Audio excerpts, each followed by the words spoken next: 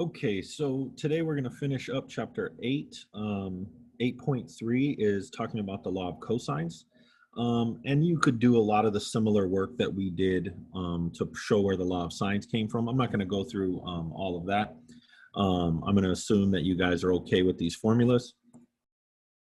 So these three formulas are the law of cosines. And again, it just depends on what you need from problem to problem. But this takes care of case 3 and case 4. So case 1 and 2, the law of sines is what we would turn to. And in case 3 and 4, the law of cosines is what we turn to. So for case 3, we're given two sides of a triangle and the included angle. So that's side angle side. And then in case 4, all three sides of the triangle are given. So in the law of sines, we were also given two sides of a triangle and an angle, but we were not given the included sign, and that was the or included angle. And that was what caused the ambiguous case. So now we're still getting two sides, but this time we're getting the angle in between. So for the law of sines or law of cosines, we will only ever get one triangle for our situations. So we don't have to worry about the ambiguous case. So for this first one, I'm going to have given that we have this triangle with angle A is 61 degrees. Angle A, oops, you know what, let me write this in black. Angle A is 61 degrees. Angle B is I don't know, right? Angle C, oops. Angle C is I don't know. Side A is I don't know. And then side B is, let's see here, 6 feet.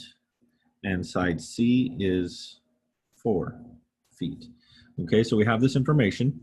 So you always have to be working with either the angle and then the side that you don't know, or sometimes you'll be given, well, no, that's it. That's the way you have to start.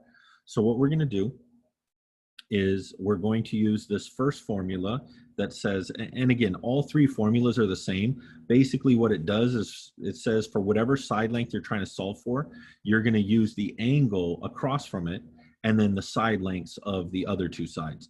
So I'm going to say a squared is equal to b squared, but in this case, b squared is 6 squared plus 4 squared, because that's c, minus 2 times b, which is 6 times c, which is 4, times the cosine of 61 degrees. Okay, so let's just clean this up. 36, oh, that'll be 36 plus 16, so that's 52 minus 48 cosine of 61 degrees. Okay, so now the thing is we're going to square root both sides. So we're going to have a is equal, and we're only going to take the plus.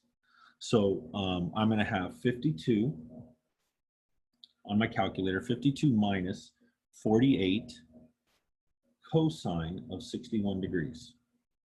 And then I'm going to square root that.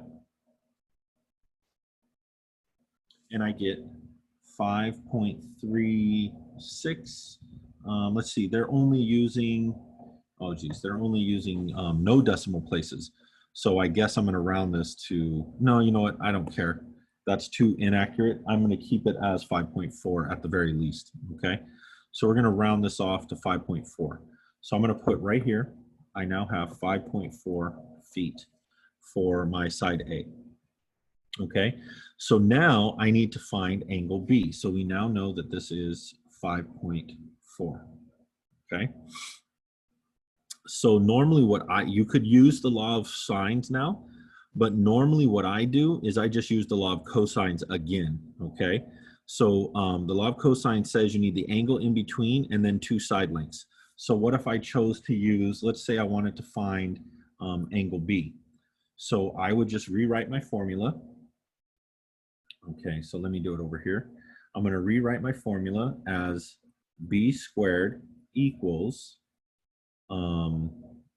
a squared plus c squared minus 2 times a times c cosine of b.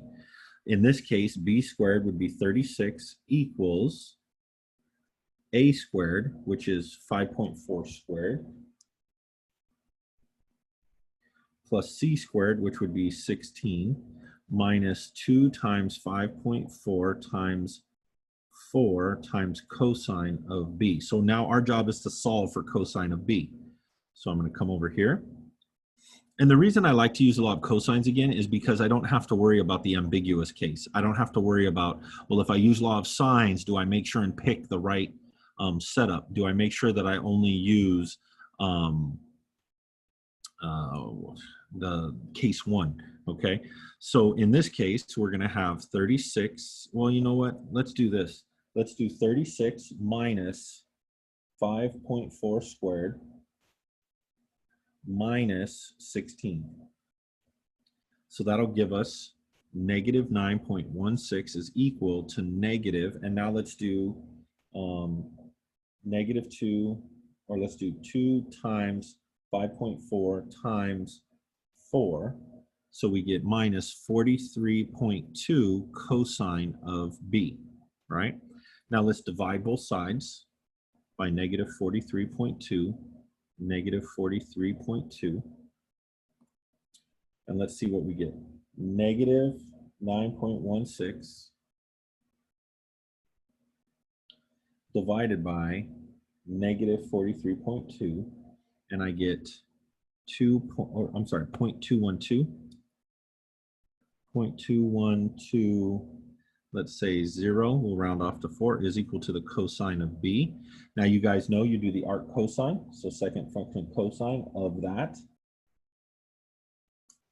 And we get b is equal to 77 point, let's round off, let's say 8 degrees, okay?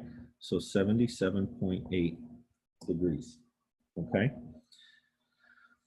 So they asked us to find side A, but I can find the whole triangle if they ask me to. So technically all I needed to do was find that, but I might as well just fill in the rest of the triangle. So I get 77.8.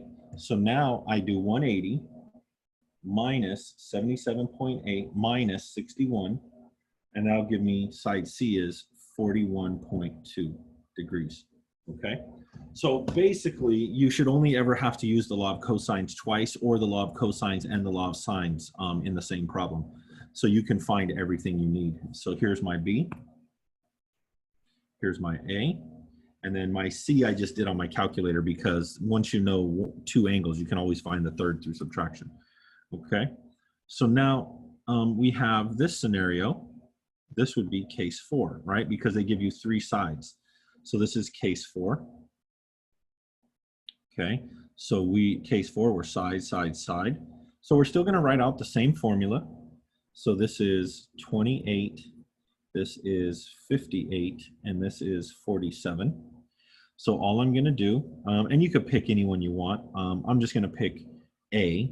So we're going to do 28 squared equals 47 squared plus 58 squared minus 2 times 47 times 58 times the cosine of angle A. And again, if I'm going to use A on this side over here, then I have to do the cosine of A, okay? So this is going to be a lot of calculator intensive stuff. So I'm going to do 28 squared minus 47 squared minus 58 squared. And that'll give me negative 4,000, negative 4,789 equals 2 times 47 times 58. That'll be negative 5,452 cosine of A, right? Now our job is to divide both sides by negative 5,452, 5,452. So I'm going to do negative 4,789 divided by 5,452. And remember, I'm doing a lot of this on my calculator, but I'm still showing my setup, and I'm still showing a little bit of work. So I get negative 0.8784-ish is equal to the cosine of A. So then you guys should have, oh, you know what? I should write this in black. So we should have negative, no, it's a negative divided by a negative is a positive. So this will be 0.8784. I rounded off to 4 decimal places equals the cosine of A. So then that means if I arc cosine both sides, A should equal the second function arc cosine of 0.8784 should be 28.5. Let's just do 28.6. It's 28.55. And I'll round it off to 28.6 degrees is equal to A. So we found angle A. So angle A is equal to 28.6 degrees. Angle B we need to find, and angle C we need to find. We already know A, B, and C, right? Because they were given to us. So I'm going to now know, I now know that this is 28 point, let's use 0.6 degrees. So now I can use the law of cosines again, and I can say that, let me see here. Let's do it again with B now. Let's see, how do I want to do this? Let's say 58 squared. And again, you guys could also use the law of sines, but normally whenever I use the law of cosines, I'm just going to use the law of cosines the second time, just so I don't have any risk of making a mistake and getting into the ambiguous case or case 2. So I'm going to say 58 squared equals, so that would be 28 squared plus 47 squared. So I guess I'm finding minus 2 times 28 times 47 times cosine of C, I believe. Yep, because this is side C, so this has to be angle C. So now I'm going to use my calculator once again. I'm going to do 58 squared minus 28 squared minus 47 squared. Okay, so this would be 371. Wait a minute. It's not negative.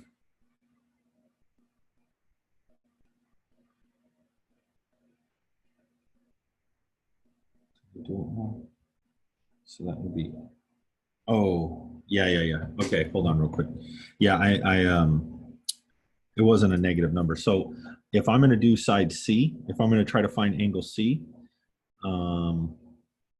let's do angle B, I think, instead. So angle B, because it's the next one, that means I'm going to use,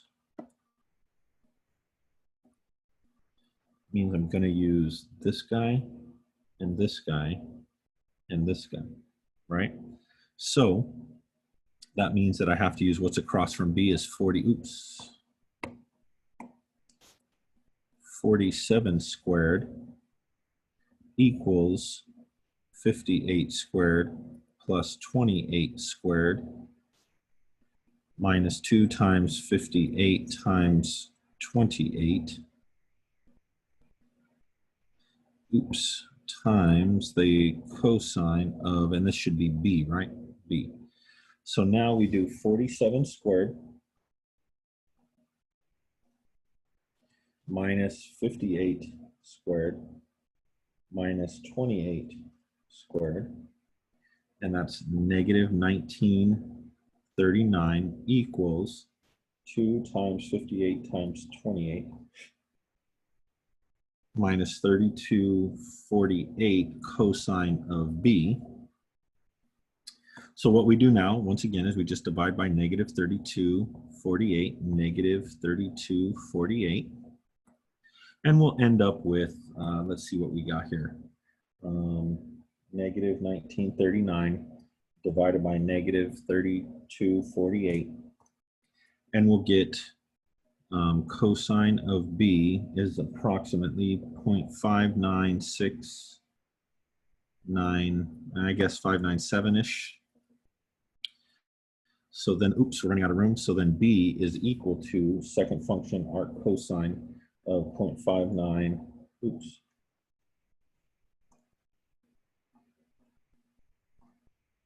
So we should get about 53 degrees.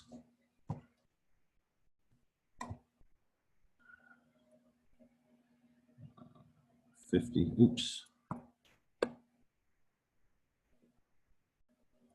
53.3 degrees.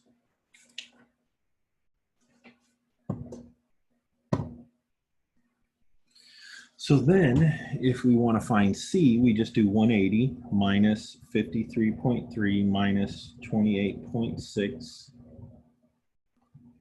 and we get 98.1. And you round off to whichever, I just not using any decimals when the answers are so off. I feel like using one decimal would be good, but whatever the homework says, that's what you have to round off to. So if they say do every whole degree, then this would have obviously been 29, this would have been 53, and this would have been 98. Or actually, they would have possibly been slightly different because we rounded off from the beginning.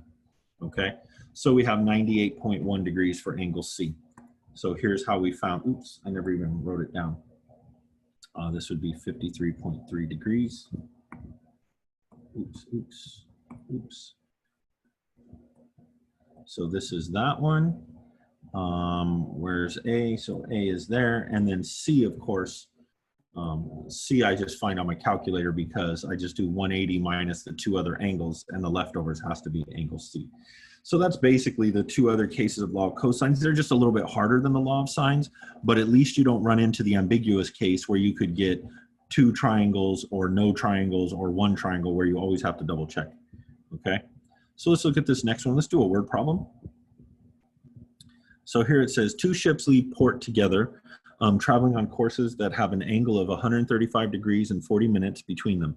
I just use this because I told you guys that the only time I really see minutes happen very often is in ship problems, and probably because it has to do with longitude and latitude.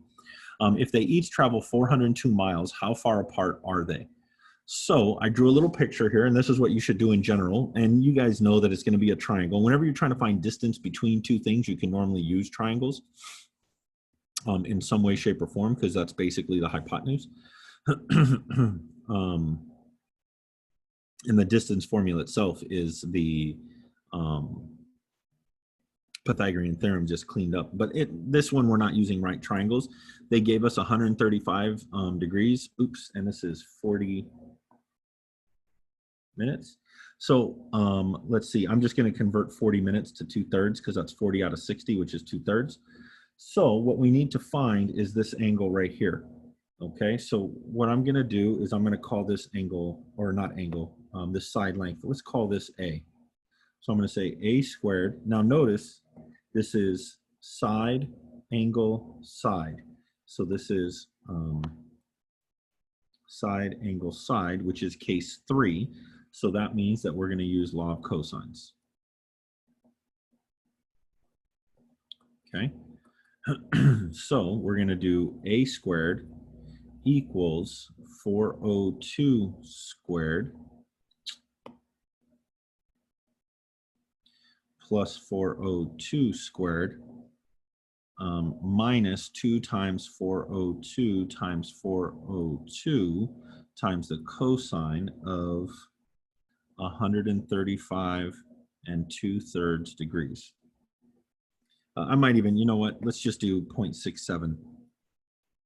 Let's round it off to 2 decimal places because 2/3 is really 0.6 bar. So we're just going to call it 0.67. So then we have A squared is equal, and then we're going to have 402 squared plus 402 squared minus 2 times 402 times 402 times the cosine of 135.67. So I'm going to get 554,407.3916. And now I'm going to square root both sides.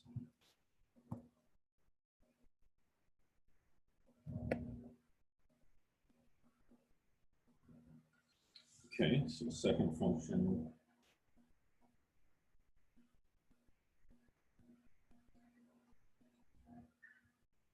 And I get A is equal to 744.6 miles. We'll do 0.59. We'll do 0.59. Now, if it says to round to the nearest mile, then we'll just say 745 miles.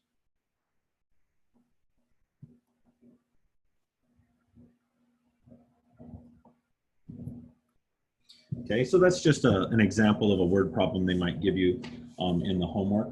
But the law of cosines is actually pretty nice. You don't have to worry about these multiple weird scenarios that happen with case 2 from the law of sines. And in this problem, they didn't ask me to find all the other angles or anything like that. I just needed to find the side length. So for a problem like this, it's perfect, okay? So here is basically the law of cosines. Let me see if I got anything else.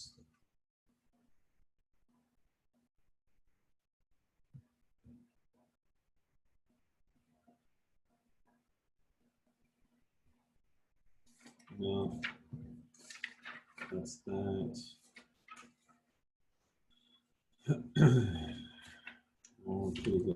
So yeah, that's going to do it for this video, guys. This is a nice short one. So please get started on the homework. I'm going to post the homework pretty soon.